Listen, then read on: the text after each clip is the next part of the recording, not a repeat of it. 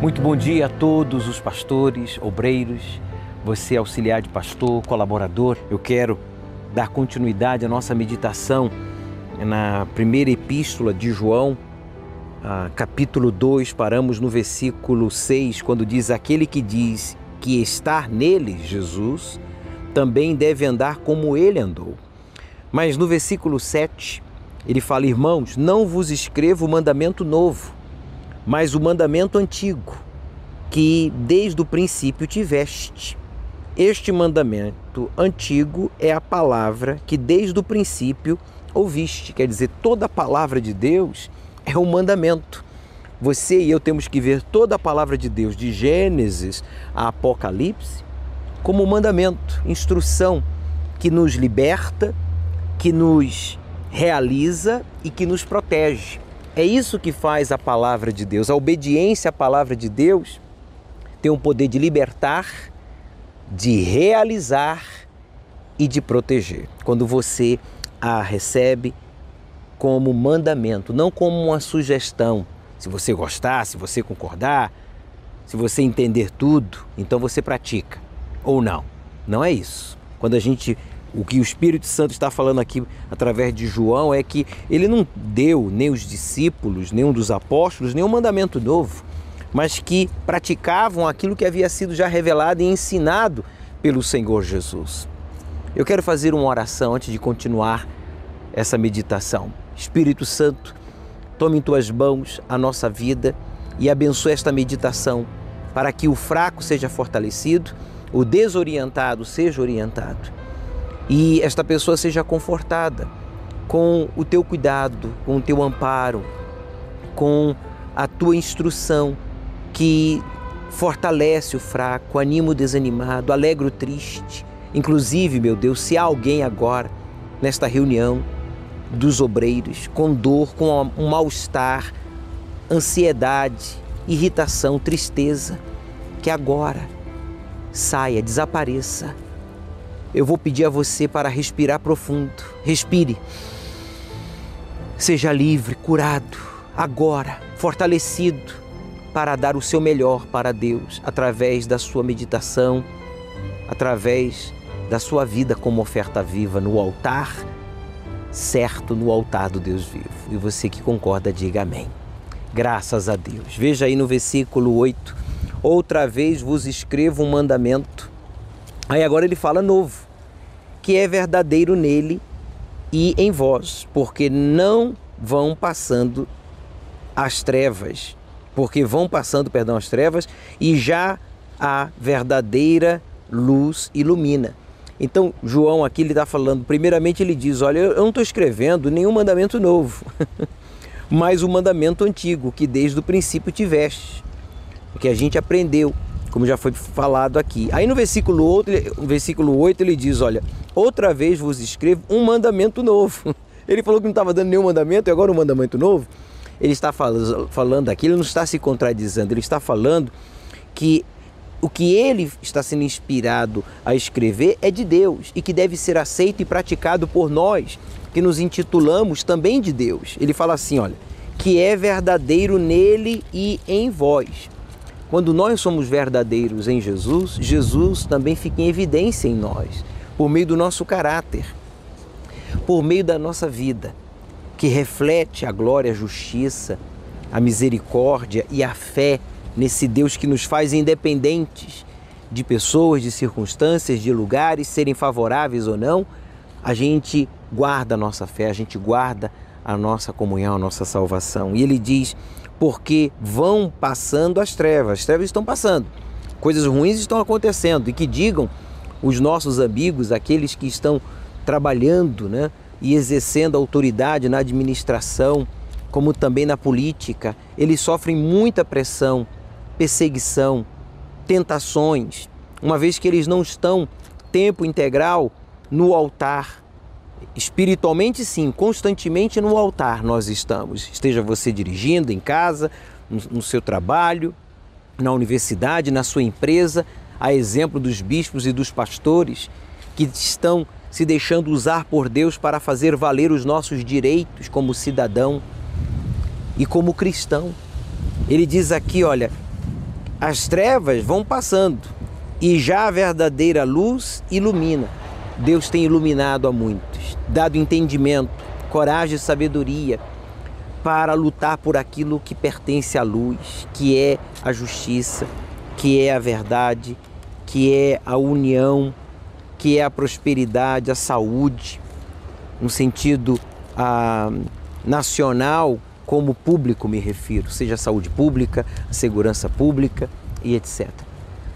Apenas fazendo menção desse aspecto, porque quem está iluminado não se deixa vencer pelas tentações, pelas trevas, pelas propostas do diabo, não se vende jamais, não se vende nem as tentações, nem vende o seu voto de confiança a quem quer que seja, porque sabe que lutamos e trabalhamos para o reino de Deus, e daí a importância de orarmos uns pelos outros, orarmos pelos bispos, pelos pastores, obreiras que estão envolvidas nesse trabalho. Por isso ele diz aqui, olha, vão passando as trevas e já a verdadeira luz ilumina. Deus tem iluminado o entendimento do seu povo. Deus tem iluminado os seus servos. Deus tem mostrado a cada um de nós como servir mais e melhor. E no versículo 9 ele diz, aquele que diz que está na luz e odeia seu irmão, olha só, preste atenção num detalhe, até agora está em trevas. Então o Espírito Santo está falando através de João. Tem aqueles que dizem, olha, eu estou liberto, estou convertido, eu sou nascido de novo. Mas na hora da prova, na hora de obedecer, na hora de assumir a fé, essas pessoas, elas retrocedem. Elas, inclusive, diz aqui, odeiam o irmão, se opõem ao irmão, se opõem à direção, à revelação, à orientação que está sendo dada, achando que o seu ponto de vista, a sua opinião, achando que a sua experiência vale mais do que o que já está orientado, o que já está revelado na palavra de Deus e assumido pela liderança da igreja, que é dirigida pelo Espírito Santo, por sua vez pelo Espírito Santo. Aquele que diz que está na luz, quer dizer, Jesus, e odeia seu irmão, até agora está em trevas. A gente não odeia. Se a gente é capaz de orar e amar os nossos inimigos, muito mais aos irmãos, aos que são da fé. Como eu falava, da importância de nós orarmos, incluirmos em nossas orações a todos que sofrem a pressão, seja obreiro, seja pastor, seja esposa, seja um auxiliar, seja bispo. Todos nós precisamos de oração, que oremos uns pelos outros. Só Deus sabe da pressão que você tem sentido em casa, na sociedade, na igreja, na vida normal, comum, que todos nós temos como cidadão, como cristão. E ele diz, aquele que ama seu irmão está na luz e nele não há escândalo. Então, quando nós estamos na luz, nós estamos na obediência, nós estamos na proteção, nós estamos com direção. Sem luz, a gente fica sem norte, a gente não sabe nem aonde está e nem o que fazer, para onde nos conduzir, para chegar aonde queremos. Jesus, Ele é esta luz. E quando nós amamos os nossos irmãos, ou o irmão, está aqui, ó, está andando essa pessoa na luz e não há escândalo, não se escandaliza, não se expõe, não se opõe, nem impede com que a pessoa que tenha lhe defraudado, ou lhe magoado, ou lhe entristecido, também seja ou continue sendo usada pelo mal. Porque você, ao invés de guardar mágoa, de odiar, você perdoa, você dá um bom exemplo, você dá suas orações, você dá o seu testemunho. Ele afirma, mas aquele que odeia seu irmão está em trevas e anda em trevas e não sabe para onde deve ir. Versículo 11, porque as trevas lhe cegaram os olhos. Graças a Deus que o Senhor Espírito Santo abriu seus olhos, obreiro. Você, colaborador, auxiliar de pastor, lembra, bispo, como éramos quando nós não tínhamos o Espírito de Deus? Éramos cegos, não sabíamos aonde estávamos, nem para onde nos conduzíamos, que era o inferno, né? Mas Ele nos iluminou os olhos por meio da sua palavra, o seu Espírito nos possuiu e nos transformou em servos dele, né? Onde estaríamos agora, nesta manhã, de domingo, outro dia que você esteja assistindo essa mensagem, o que estaria fazendo você?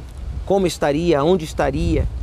Certamente que perdido, vazio, confuso, ou religioso, fanático, sectário. Mas aí está você, livre, equilibrado. Essa é a nossa fé, e servindo a Deus com alegria. E se não é, vai ser, né? Tem que ser.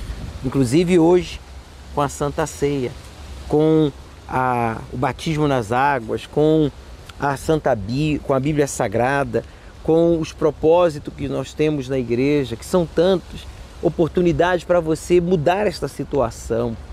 Seja se batizar nas águas, se participar da Santa Ceia, seja buscar o Espírito Santo, domingo, quarta, participar das vigílias. Ele conclui no versículo 12: Filhinhos, escrevo-vos porque pelo seu nome, referindo-se a Jesus, vós são perdoados os pecados. Vos são perdoados os vossos pecados. Em outras palavras, filhinhos, escrevo-vos porque pelo seu nome, Jesus, vos são perdoados os vossos pecados. Então, seja o que for que esteja lhe acusando, seja o que for que esteja manchando a sua boa consciência, confesse a Deus e se envolve outras pessoas. Você, como autoridade, como obreiro, deve confessar ao pastor, e não é para que ninguém saiba, mas é para que você fique livre de toda e qualquer acusação. Pense no que acabamos de ler, medite, mas pratique, porque para isso Deus nos tem revelado a sua boa, perfeita e agradável vontade. Tenham todos uma excelente continuação de reunião aí com o seu bispo, o pastor, o auxiliar, a esposa e os demais obreiros. Até lá!